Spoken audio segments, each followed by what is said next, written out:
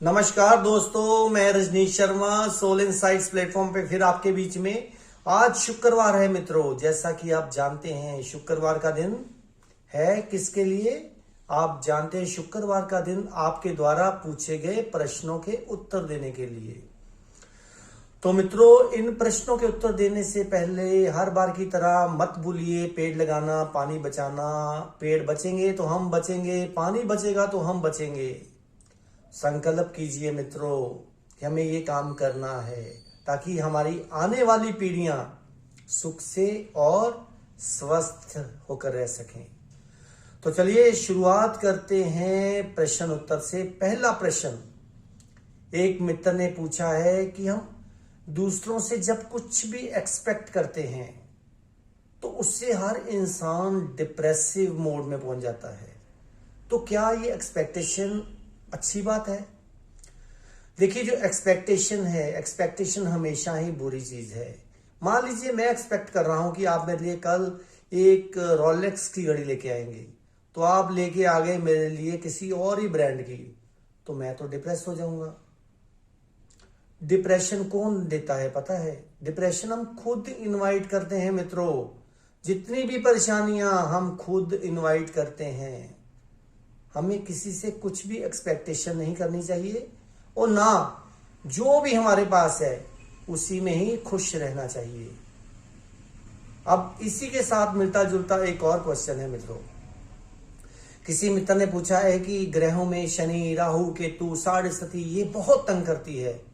तो सच में लोगों को इतना तंग करती है जितना लोग डराते हैं?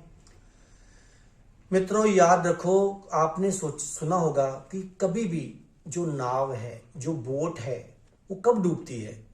जहां तो वो ओवरलोड हो जाए, तो जहां उसके अंदर पानी भर जाए। आप अपने आप को एक नाव से ज्यादा मत समझिए। आप एक परमात्मा द्वारा भेजी गई नाव हो जो कि इस संसार रूपी जल में चल रही है। तो जब भी आपके अंदर पानी, किस चीज का पानी, किसका है?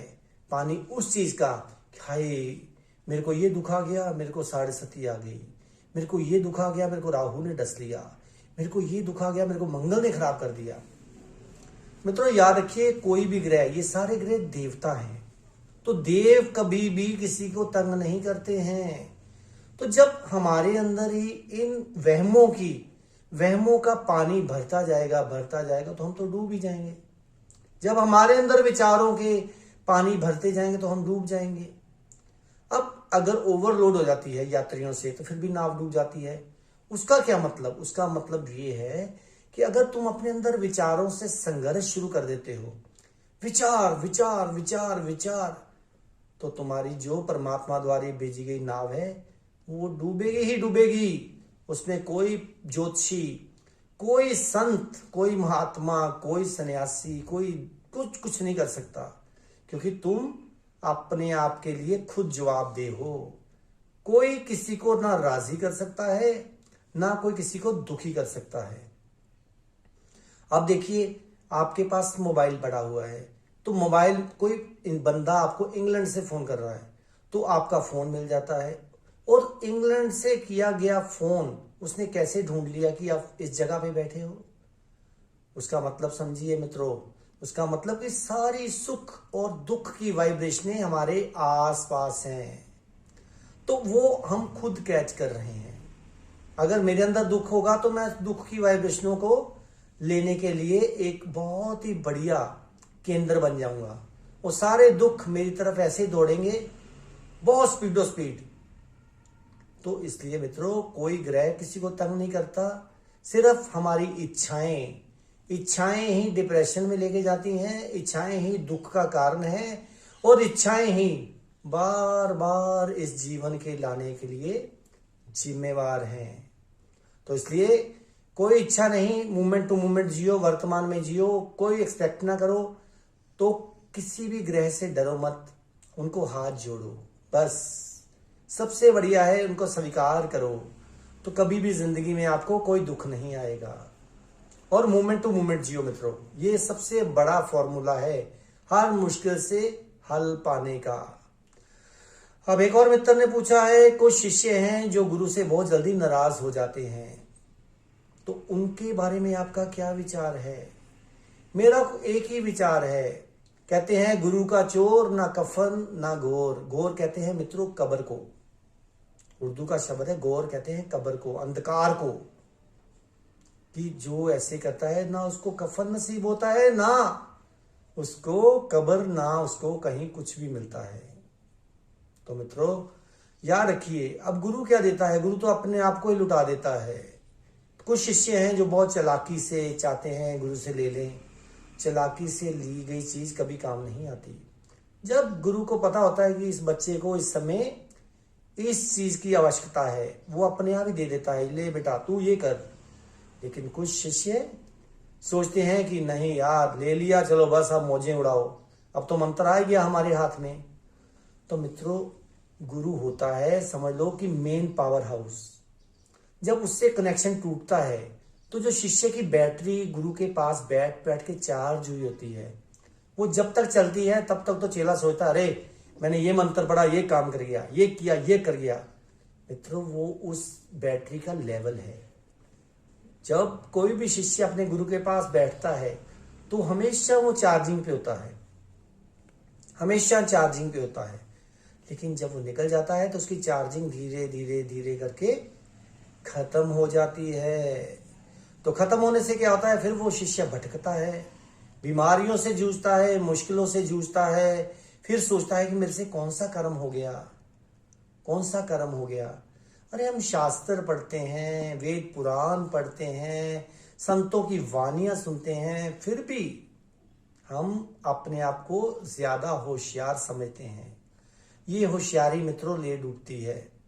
जो आपके अंदर बैटरी की चार्जिंग है वो सिर्फ और सिर्फ एक काबिल गुरु है जिसको पता है कि मैंने कनेक्शन कहाँ दिया हुआ है, उसका चार्जिंग पॉइंट कहाँ पे है।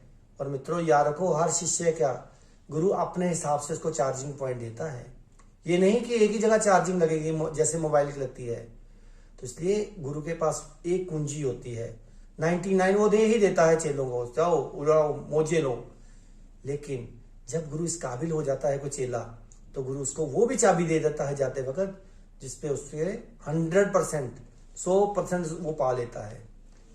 तो मित्रों मैं यही कहूंगा, हर शिष्य का एक फर्ज है कि गुरु के पास जाए, ऐसे बैठे जैसे किसी परमात्मा के सामने बैठा हुआ है। गुरु चाहे काबिल हो चाहे ना काबिल हो। एकलव्य को याद करो, मिट्टी की मूर्ति बनाकर बैठ गया था और इतना बढ़िया धनुर्धारी बन गया था जैसा अर्जुन भी नहीं था। तभी तो द्रोणाचार्य ने उससे उसका अंगूठा ले लिया था चालाकी से। तो मित्रों चाहे मिट्टी का ही गुरु हो, गुरु तो गुरु होता है। गुरु इस काबिल होता है कि जब भी चाहे जो मर्जी कर दे। तो इसलिए मित्रों एक गुरु के सामने चालाकी नहीं, होशियारी नहीं, वहीं तो नंगा होके बोलना है कि तुम कौन हो, तुम क्या हो और तुम क्या हो जाओगे। गुरु की इन 3 बातों पे हमेशा नजर रहती है चेले पे, कि वो क्या था और आज क्या है और कल क्या हो जाएगा। तो इसलिए ये कभी मत भूलिए, जब भी गुरु के पास बैठे हो हमेशा ही टेस्ट में हो, हमेशा टेस्टिंग हो रही है तुम्हारी। कोई ऐसा टेस्ट नहीं देता गुरु, लेकिन उसकी नजरें हमेशा तुम्हारा टेस्ट लेती रहती हैं कि तुम कहाँ चल रहे हो। तो गुरु का भी ये फर्ज है मित्रों कि वो भी अपने शिष्य को हर बात पे खींच के रखे, क्योंकि चोटी पे जाके गिरने का योग बहुत होता है, चोटी पे जगह बहुत कम होती है। तो इसी आशा के साथ मित्रों अब दिवाली भी आ रही है, दिवाली के दिए जलेंगे, सरसों के तेल के दिए जलाने हैं। ये लड़ियां शड़ियां बंद करो आर्टिफिशियल, क्योंकि जब भी सरसों के दिए जलते हैं तभी मित्रों हमारा एनवायरनमेंट स्वच्छ होता है। मिट्टी के दिए जलाइए, सरसों के तेल के दिए जलाइए, फिर देखिए मित्रों असली दीपावली तो वही है। तो दीपावली क्या है? उन दियों को देख के उनकी उसकी लो को देखिए, जो उसकी वो जल रही है, बत्ती जल रही है उसको देखिए। उसी की तरह हमें भी थिर होना है। लेकिन अगर हवा चलती रही, हवा कैसी? आपके अंदर विचारों की, इच्छाओं की, एक्सपेक्टेशंस, तो फिर तो आप मित्रों कैसे पहुंच पाओगे? फिर तो आप गिरते ही रहोगे बार बार।